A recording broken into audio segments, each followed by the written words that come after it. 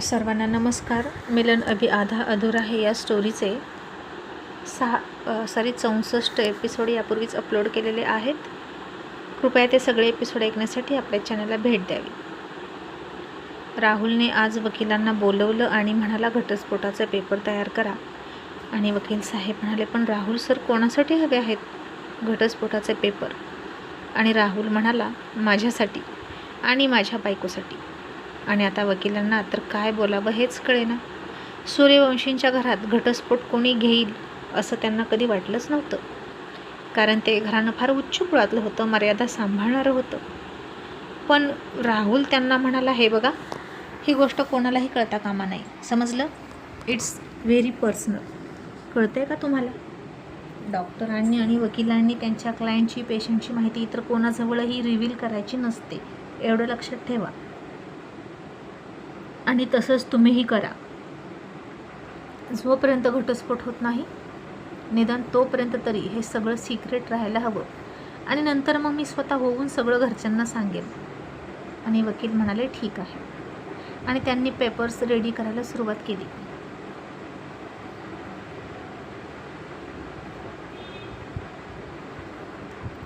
आणि राहुल त्याच्या ऑफिसच्या खिडकीतून बाहेर बघत म्हणाला, सपना, मी तुला या जन्मात काय 7 जन्मात माफ करू शकत नाही. मला विश्वासघात करणारे माणसं आवडत नाहीत. आणि मी तुला नाहीच माफ करू शकत, कारण मी तुझ्यासाठी लग्न झाल्यापासून किती तडफडलो हे फक्त मला माहीत आहे. तुला मात्र सगळं माहीत असताना तू तुझा तो नीच हट्ट पकडून बसलीस आणि आता माझ्यासोबत प्रेमाचं नाटक करतेस. अगं, रोहितनं लग्न केलं आणि तुझ्याकडे पर्यायच राहिला नाही रोहितला मिळवण्याचा, म्हणून खरं तर तू माझ्याकडे वळलीस. जर रोहितने लग्न केलं नसतं तर तू अजूनही त्याच्याच मागे फिरली असतीस. याचा अर्थ असा होतो की तुझ्यासाठी फक्त रोहित मॅटर करतो, मी नाही. कारण या घरात रोहित आहे म्हणूनच तू माझ्याशी लग्न केलंस. आणि चुकलं माझं, जे मी तुझ्या सौंदर्याला बघून तुझ्याशी लग्न केलं. पण असू दे, आता माझी ती चूक मी सुधारणार आहे. आपण दोघं यापुढे एकमेकांचं तोंडही पाहायचं नाही.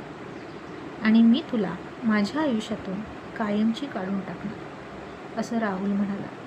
आणि इतक्यात रोहित आत आला आणि म्हटला, दादा, ॲडव्होकेट का आले होते? आणि राहुल हसून म्हणाला, का म्हणजे? याचा अर्थ काय होतो रोहित? अरे, आपला इतका मोठा उद्योग आहे, आपल्याला वकिलांच्या सल्ल्यांची गरज असते वेळोवेळी. रोहित म्हणाला, हो, पण आता तरी काहीच मॅटर नाही, मग का त्यांना बोलावलं हे विचारत होतो मी. आणि रोहित थाप मारत म्हणाला, होती काही प्रॉपर्टीची प्रकरणं म्हणून बोलवलं होतं त्यांना. पण मला सांग, आता तरी तुझं राजकारण संपलं की नाही, की अजूनही सुरूच आहे? पुढच्या पंचवार्षिकची मोर्चेबांधणी चालू झालेली दिसते. रोहित हसला आणि म्हणाला, दादा, अगदी बरोबर बोललास.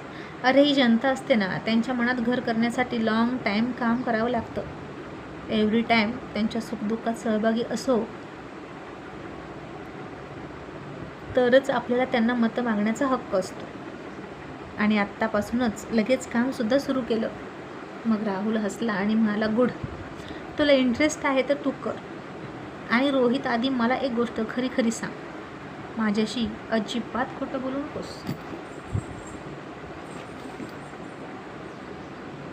बॉटम ऑफ हार्ट, हृदयाच्या तळापासून सांग रोहित, तू राणीला ॲक्सेप्ट करणार आहेस की नाही? आणि जर तिला ॲक्सेप्ट करणार नसेल तर मला असं वाटतं की तू त्या मुलीला मोकळं करावं. आणि आता हे ऐकलं तसा रोहित गोंधळला आणि काहीच न कळून म्हणाला, म्हणजे कसा मोकळा करू दादा मी तिला? राहुल म्हणाला, तिला घटस्फोट दे, मग ती दुसऱ्या कोणासोबत तरी लग्न करू शकेल. होईल तिला त्रास थोडे दिवस, तिच्या घरच्यांनाही त्रास होईल, बट इट्स ओके. ते थोड्या वेळापुरता त्रास होईल. आपण तिला चांगली रक्कमसुद्धा देऊया घटस्फोटाच्या बदल्यात, आणि ती तिचं आयुष्य सुखी करेल, इतर कोणासोबत तरी लग्न करू. आणि आता हे ऐकून रोहित कुमार गप्पच बसले. आणि राहुल म्हणाला, रोहित, तिच्या डोळ्यात मला तुझ्याविषयीचं खरं खरं प्रेम दिसतं. आणि जिथं खरं प्रेम आहे ना, तिथं मी कायमच त्या प्रेमाच्या बाजूने असतो. पण जिथं खोटं खोटं असतं ना, मला ते अजिबात आवडत नाही. तू तिच्यासोबत किती प्रेमाचं नाटक करत होतास. आणि खरं तर तुझ्यामुळेच त्या मुलीच्या मनात प्रेमाची भावना जागृत झाली. आणि आता तू अचानक बॅकफूटवर येऊन सगळं कॅन्सल करतोस का? तू तिला तुझ्या प्रेमात पडायला भाग पाडलं.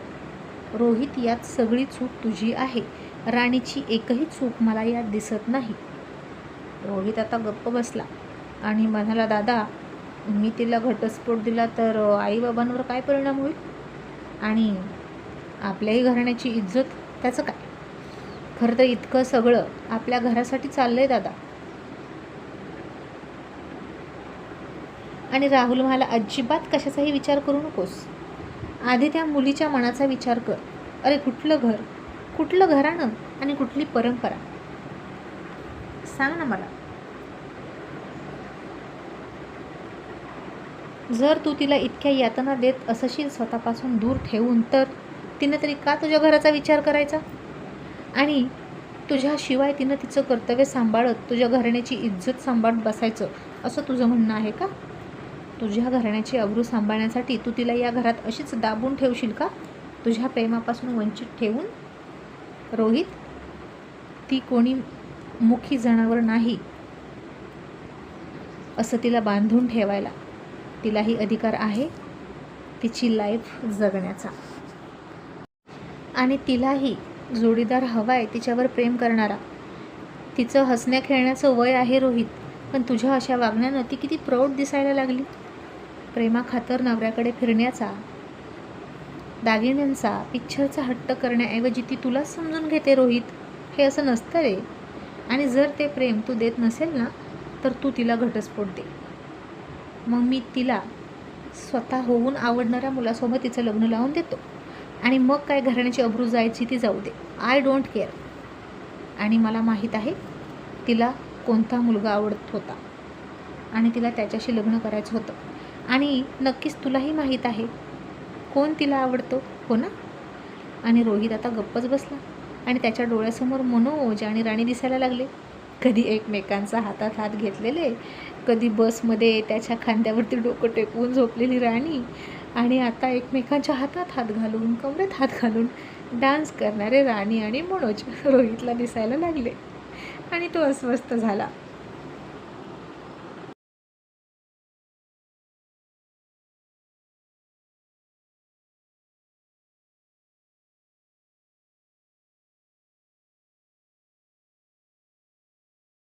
आणि राहुल त्याचं निरीक्षण करत म्हणाला, मला सांग, तुला नक्की दुसरी कोणतीही मुलगी आवडत नाही का?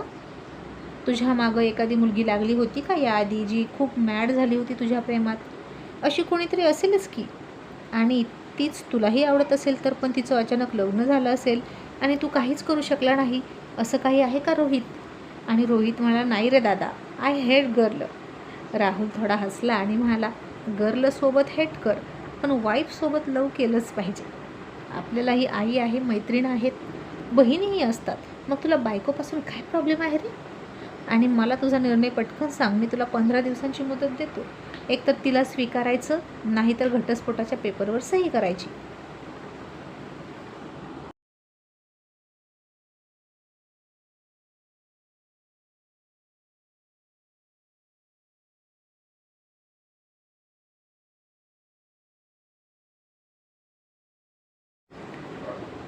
आणि आता रोहित विचारच करायला लागला.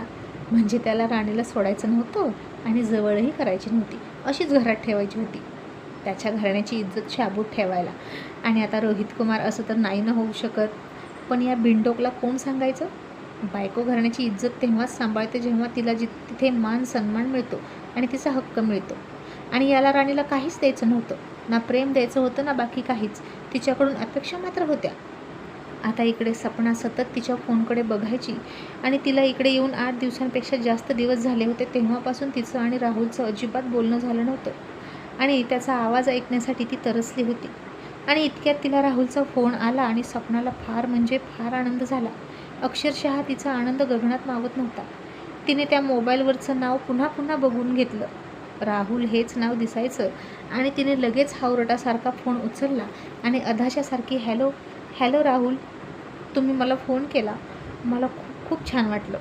राहुल, तुम्ही मला माफ केलं ना? राहुल, मी यापुढे कधीच चुकणार नाही. राहुल, मी तुमच्यावर खूप खूप प्रेम करते आणि तुमच्याशिवाय नाही राहू शकत. तुम्ही का मला तुमच्यापासून दूर राहण्याची शिक्षा देता?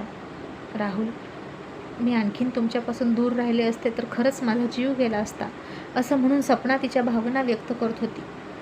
आणि राहुल मात्र ते सगळं ऐकून इकडे उगीचच वैतागल्यासारखा फील करत होता आणि तिचं बोलणं कधी संपेल याची तो वाट बघत होता.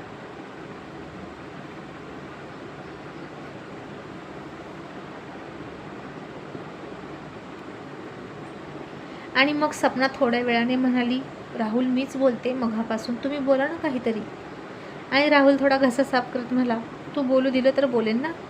जेव्हापासून फोन उचलला आहेस तेव्हापासून तूच बडबडतेस. सपना आता थोडीशी लाजल्यासारखी करत ओशाळली आणि म्हणाली, सॉरी, बोला ना, मी कधी यायचं आहे तिकडं? तुम्ही मला घ्यायला येताय ना? आणि राहुल तिचं ऐकून न घेता म्हणाला, सपना, तुझ्याकडे आता एक माणूस येईल आणि त्याच्याकडे काही पेपर आहेत, त्यावर लगेच सही कर आणि ते कागद त्या माणसासोबत परत पाठवून दे. सपना म्हणाली, राहुल, ते ठीक आहे, पण तुम्ही मला माफ केलं ना? आणि मी पण काय वेड्यासारखं विचारते, तुम्ही मला स्वतः होऊन फोन केला याचा अर्थ तुम्ही मला माफ केलं असेलच की. आणि राहुल म्हणाला, हो सपना, मी आता ठरवले तुला माफ करायचं आणि हे सगळं विसरून जायचं आणि पुन्हा आयुष्यात पुढे चालायचं. त्याच भूतकाळातल्या गोष्टी पकडून राहणं मला सुद्धा नाही आवडत आणि तू फक्त त्या पेपरवर सह्या कर आणि मी तुला माफ केलं असं समज. यापुढे मग मी तुला काही बोलणारच नाही. आता सपनाला सुद्धा खूप आनंद झाला आणि इतक्यात दरवाजाची बेल वाजली आणि राहुल म्हणाला, बहुतेक तोच माणूस आलाय सपना, ते पेपर घे, वाच, सही कर. आणि त्यानं फोन ठेवला आणि आता सपनानं त्या माणसाला घरात घेतलं, सोफ्यावर बसवलं, चहा पाणी केलं आणि मग तो माणूस म्हणायचा, मॅडम, पटकन द्या ना सही करून, सरांनी मला लगेच बोलवलं आहे पेपर घेऊन.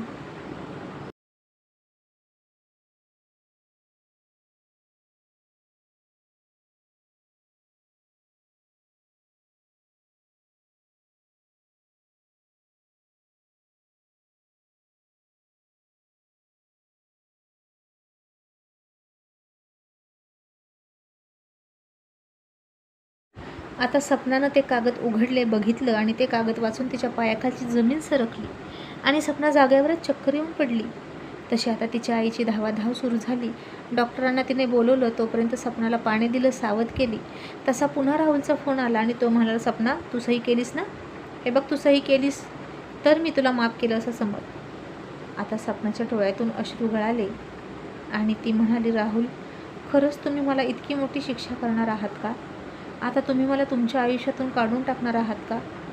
राहुल, मला मान्य आहे, माझी खूप मोठी चूक झाली, मी कबूल करते, पण मला इतकी मोठी शिक्षा नका देऊ. मी चुकले हे मी हजारदा मान्य करते. आणि राहुल म्हणाला, सपना, तू त्याच्यावर प्रेम केलं याबद्दल मला काहीच नाही बोलायचं, कारण प्रेम होणं आपल्या हातात नसतं आणि आपलं प्रेम जर आपल्याला मिळालं, त्याच्यासोबत आपलं लग्न झालं तर त्या व्यक्तीसारखा सौभाग्यशाली दुसरा कोणीच नसतो.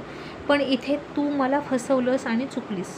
तुझं प्रेम मिळवण्यासाठी तू माझ्यासोबत खोटं वागलीस, हे तुझं चुकलं सपना, कारण माझा तर यात काहीच दोष नव्हता. मग मला का शिक्षा दिली? सपना म्हणाली, मान्य आहे राहुल, पण इतकी मोठी शिक्षा नको ना, नको घटस्फोट. आणि राहुल म्हणाला, सपना, ही शिक्षा नाही, ही माफी आहे, तुझ्यासाठी लक्षात ठेव. तू सही केली तर मी तुला माफ केलं असं समजायचं आणि माझ्यावर तुझं खरंच प्रेम असेल ना तर आत्ता तू सही कर, असा पेच त्यानं तिच्यासमोर निर्माण केला. आणि सपना म्हणाली, ठीक आहे, जर तुम्हाला हेच हवं असेल तर मी हे सुद्धा करेन, पण प्लीज राहुल, मला माफ करा. आणि राहुल म्हणाला, सही कर. आणि आता सपनानं डोळे पुसले तरीही तिचे डोळे पुन्हा पुन्हा पाण्यानं भरायचे आणि मग तिनं सही केली आणि फार जड अंतकरणानं तिनं ते पेपर त्या माणसाच्या हातात दिले. आणि तिची आई म्हणाली, सपना, अगं काय करतेस तू, कशाला सही करतेस? आपण तुझ्या सासू सासऱ्यांशी बोलूया, ते समजवतील राहुलला. आणि सपना म्हणाली, नाही आई, आता मला कोणाशीच बोलायचं नाही. आईबाबांशी बोलल्यावर सुद्धा राहुलचा निर्णय बदलेल असं मला वाटत नाही, कारण आई त्यांचा स्वभाव खूप खूप वेगळा आहे. एकदा नाही म्हटलं की नाही, त्यांचं असंच असतं. मला कळलं आहे आता. पण असू दे, त्यांना जर मला घटस्फोट देऊनच आनंद होणार असेल आणि मला माफी मिळणार असेल तर मी तेही करायला तयार आहे त्यांच्या आनंदासाठी. असं म्हणून तिने ते पेपर त्या माणसाच्या हातात दिले आणि त्याला हात जोडून नमस्कार केला. आता तो माणूस गेला आणि पुन्हा तिला इतकं सगळं टेन्शन आणि प्रेशर येऊन गरगरल्यासारखं झालं आणि ती बेडवरच बसली. तिच्या आईनं डॉक्टरांना कॉल केला आणि डॉक्टर म्हणाले, येतोय मॅडम, ऑन द वे आहे. आणि आता तो माणूस इकडे राहुलकडे घटस्फोटाचे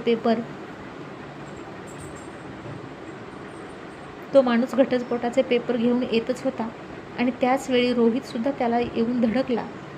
तो कॉलेजवरून येत होता आणि ते सगळे पेपर खाली पडले. तो माणूस पटापट ते सगळे पेपर गोळा करत होता आणि रोहितसुद्धा ते पेपर गोळा करून त्याच्या हातात देत होता. आणि असं करता करता रोहितचं लक्ष तिकडं गेलं आणि त्यानं त्याच्यावर बघितलं की हे घटस्फोटाचे पेपर होते आणि हे कोणाचे पेपर आहेत म्हणून त्यानं बघितलं.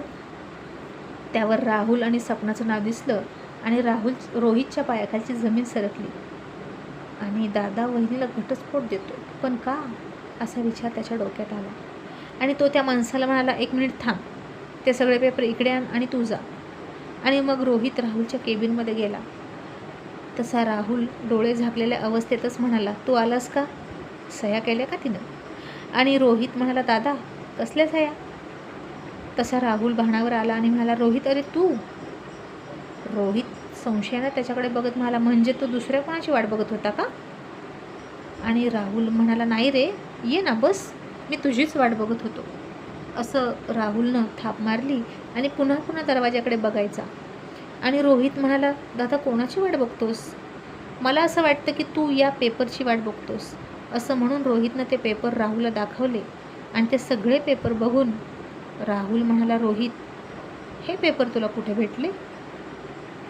रोहित म्हणाला, पेपर कुठे भेटले हे बोलण्यापेक्षा मला तू सांग की हे सगळं काय आहे. तू वहिनींना घटस्फोट देतोस का, पण का दादा.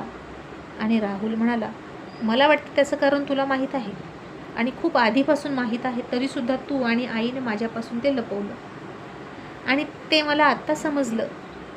आणि रोहित म्हणाला, म्हणजे म्हणून तू वहिनींना तिकडं घालवलंस का. राहुल म्हणाला, हो, त्या बाईनं माझ्यासोबत विश्वासघात केला आहे आणि मी तिला कधीच नाही माफ करू शकत. माझ्या आयुष्यात सुद्धा तिला आता थारा नाही. मी तिला ठेवणारच नाही. तिने माझा विश्वासघात केला, माझ्या प्रेमाचा घात केला. असं म्हणून राहुलचे डोळे भरून आले आणि त्याच्या भरलेले डोळे बघूनच कळत होतं की तो स्वप्नावर किती प्रेम करत होता. आणि रोहित आता त्याच्याजवळ गेला आणि त्याच्या खांद्यावर हात ठेवला. राहुलने त्याचा हात झटकला आणि म्हणाला, दूर हो, तू सुद्धा तसलाच आहेस. तू सुद्धा राणीच्या प्रेमाचा विश्वासाचा घात करतोस आणि मला असल्या व्यक्ती नाही आवडत. आणि मला एक गोष्ट स्पष्टच सांग, तुला सपना आवडते म्हणून तू राणीपासून दूर राहतोस का. आणि आता रोहित म्हणाला, नाही रे दादा, अजिबात असलं काही नाही. अरे मला कधीच कोणी नाही आवडली, तू असं काय करतोस. राहुल म्हणाला, मग तू राणीसोबत लग्न केलंस फक्त माझ्यासाठी आणि रोशनसाठी, बरोबर. मग यात राणीचा काय दोष. रोहित, हे तू चांगलं नाही करत तिच्यासोबत आणि मला थोडं एकटं राहू दे. असं म्हणून राहुलने ते सगळे पेपर घेऊन व्यवस्थित ठेवले आणि म्हणाला, तू जा. आता रोहितला खूप टेन्शन आलं आणि राहुल दादा सपनासोबत घटस्फोट घेईल असं त्याला कधीच वाटलं नव्हतं. आणि तो दिसतो वरून इतका शांत, पण आतून खूप म्हणजे खूप तडकाफडकी निर्णय घेणारा आहे असं त्याला वाटलं. आणि आता या दादाला यापूर्वी आपण कधीच बघितलं नाही असं त्याला वाटलं. मग रोहित टेन्शनमध्येच घरी गेला. कॉलेजही बंद होतं आणि बेडवर बसून म्हणाला, राणी पाणी आण. तशी जानकी पाणी घेऊन गेली आणि रोहित म्हणाला, हे काय, राणी कुठे गेली. जानकी म्हणाली, अरे ती अजून आलीच नाही, डान्सची प्रॅक्टिस करते म्हणाली. आता 2च दिवसांनी तुमचं गॅदरिंग आहे ना आणि ट्रॅडिशनल डेसुद्धा आहे वाटतं, त्याचीच तयारी सुरू आहे. आणि आता रोहितने तसाच पाण्याचा ग्लास तिथंच ठेवला आणि पुन्हा गाडी सुरू केली आणि कॉलेजला निघाला. त्याला नाही आवडलं, राणी अजूनही तिथे थांबलेली. आता सगळे घरी गेले होते. राणी आणि मनोजसुद्धा निघाले होते प्रॅक्टिस करून आणि दोघेही आपल्या आपल्या गाडीवर बसले. तसा रोहित गाडी घेऊन तिथं पोहोचला आणि त्याला बघून राणी चकित होऊन म्हणाली, सर तुम्ही इथे कशासाठी आलात? आणि आता काय बोलावं रोहितला कळेना. तिच्यासाठी आलोय म्हणावं तर पुन्हा ती म्हणेल की का माझ्यासाठी आलात, म्हणजे तुम्ही माझ्यावर प्रेम करायला लागलात की काय, असा तिचा गैरसमज होणार. आणि रोहित म्हणाला, मी आलो होतो, माझं काम होतं म्हणून. आणि राणीनं ऑफिसकडे बघितलं कॉलेजच्या आणि म्हणाली, पण आता मेघना मॅडमसुद्धा इथे नाहीत, त्या कधीच घरी गेल्या. अच्छा, त्या पुन्हा येणार आहेत का तुम्हाला भेटायला आणि तुम्ही दोघे मिळून काम करणार का? आणि रोहित चिडून म्हणाला, राणी असं काहीच नाही, जास्त बोलू नकोस आणि गैरसमज करून घेऊ नको. आणि राणी म्हणाली, मी कशाला गैरसमज करून घेऊ, चल मनोज, बाय सर, असं म्हणून ती निघून गेली. आता मनोजही निघून गेला तिच्या मागे मागे आणि मग रोहितनं सुद्धा गाडी वळवली आणि राणीच्या मागे मागे निघाला. आता एके ठिकाणी रस्ते फुटत होते. मनोज आणि राणी आपल्या आपल्या रस्त्याने तिथून वेगवेगळ्या रस्त्याने जाणार होते आणि तिथेच ते दोघे बोलत थांबले. रोहितसुद्धा खूप मागे त्या दोघांना बघत थांबला आणि मनोज म्हणाला, राणी अगं मला जाऊ दे ना, कशाला थांबवलंस? राणी म्हणाली, गप्प बस रे, मला व्हॅलेंटाईन डेपर्यंत काहीतरी चमत्कार करायचा आहे आणि माझ्या नवऱ्याला माझ्यावर प्रेम करायला लावायचं आहे. मनोज म्हणाला, राणी पण तुझ्या चक्करमध्ये मी सरांच्या टार्गेटवर येईल बरं का. आणि राणी हसून म्हणाली, मला काही नाही फरक पडत, तू त्यांच्या टार्गेटवर आला तरीच. मला की नाही सरांचं प्रेम मिळवण्यासाठी कोणाचा पण बळी देऊ शकते मी, माझं काही नाही. आणि मनोज डोक्यावर हात मारून म्हणाला, बावळटच आहेस, मी काय बकरा आहे का माझा बळी द्यायला, मी निघालो, बघ तुझं तू, बाय, असं म्हणून तो गेला. आणि राणी खूप हसली आणि आरशात बघून रोहितला म्हणाली, बळी कुमार या माझ्या मागे मागे. पुन्हा म्हणाली, सॉरी रोहित कुमार, असं म्हणून ती हसून पुढे गेली आणि रोहित तिच्या मागे मागे गेला. आणि घरी गेल्यावर तिच्या पाठीमागून तो लगेच आला आणि राणी म्हणाली, अरे तुमचं काम लगेच झालं वाटतं, घ्या पाणी घ्या. आणि तिच्या हातातून रोहितनं पाण्याचा ग्लास घेतला रागातच आणि बेडरूममध्ये जाऊन बसला आणि म्हणाला, तुला काय करायचं आहे, मी काहीही करेन. आणि राणी म्हणाली, सर आज ना डान्सची प्रॅक्टिस खूप मस्त झाली. रोहित म्हणाला, पाणी पीत पीत, कोण कोण होतं प्रॅक्टिससाठी? राणी म्हणाली, कोणीच नाही, मी आणि मनोज. आणि रोहित म्हणाला, फक्त दोघेच होता? आणि राणी म्हणाली, होत्या ना सर, खुर्च्या होत्या, टेबल होती, फॅन होते. आणि रोहित तिच्याकडे बघून म्हणाला, नॉनसेन्स, मी तुला लहान मुलगा वाटलं का गं? आणि राणी हसून म्हणाली, नाही ना, तुम्ही तर जवान मुंडा आहात आणि माझा नवरा, आणि त्याचाच उलटा अर्थ केला तर होतो रावण. आणि रोहित म्हणाला, ए बावळट, मला रावण म्हणतेस का, जा तू इथून. आणि मग राणी जानकीला हाक मारत म्हणाली, आई दादांसाठी टिफिन दिला का, आता हे इथे आले ना, मग आम्ही इथेच लंच करतो, असं म्हणून जेवण करायला गेली. आणि मग आता सगळेच लंच करत होते आणि राणी म्हणाली, आई सपनाताई कधी येतील, रोज लंच करताना त्यांची आठवण येते. तसा रोहितला ठसकाच लागला आणि तो राणीकडे आणि जानकीकडे बघायला लागला. राहुलनं सपनाला घटस्फोट दिला आहे हे घरात कळलं तर काय वाटेल असं त्याला वाटलं आणि खूप टेन्शन आलं त्यालाच. आणि आता दादा मलाही म्हणतो की राणीला घटस्फोट दे, काय करू असा विचार तो करायला लागला. आणि आता इकडे डॉक्टर आले आणि सपनाला त्यांनी चेक केलं आणि म्हणाले, ती व्यवस्थित खातपीत नाही का? तिची आई म्हणाली, डॉक्टर अहो ती तिच्या सासरवरून आल्यापासून काही खातपीत नाही, उगीच थोडंसं खाल्लं तर खाते, नाहीतर अशीच करते. डॉक्टर म्हणाले, हो पण आता असं करून चालणार नाही, आता तिच्या पोटात एक लहान जीव आहे, ती आई होणार आहे, सपना बाळा आता काळजी घे. आणि हे ऐकलं तशी सपना पुन्हा निराश होऊन भिंतीला टेकून बसली आणि तिच्या डोळ्यातून पुन्हा अश्रू गळायला लागले. आता तिचा घटस्फोट तर झाला होता आणि मग या बाळाचं भविष्य काय असा प्रश्न तिच्या समोर उभा राहिला. मग संध्याकाळी रोशननं रोहितला व्हिडिओ कॉल केला आणि म्हणाला, ए दादा, तू आणि वहिनी असे समोरासमोर या ना माझ्या. आता रोशनला या सगळ्यांबद्दल काही माहीत नव्हतं, राणी आणि रोहितबद्दल. आणि तो सोनमच्या मांडीवर झोपला होता आणि खूप लाडात येऊन म्हणाला, वहिनी अगं असे लांब लांब का आहात, दादाला तू पण मांडीवर झोपव ना. राणी हसली आणि म्हणाली, रोशन भाऊजी, तुमचा दादा येत नाही मांडीवर झोपायला. रोशन म्हणाला, वहिनी तू ना माझ्या दादावर ना दादागिरी कर. अगं मी पण नव्हतो ना सोनमच्या मांडीवर झोपत, तर सोनमनं मला खेचून झोपवलं, तसं तू पण खेचून झोपव. किती रोमॅन्टिक वाटतं. रोहितनं त्याच्याकडे रागात बघितलं आणि याच्या आईच्या गावात म्हणून गेला बाहेर रागात निघून. आणि त्याला वाटलं खरंच राणी खेचून झोपवेल की काय मांडीवर, आणि तो निघून गेला. आणि राणी लाजून खूप खूप हसायला लागली.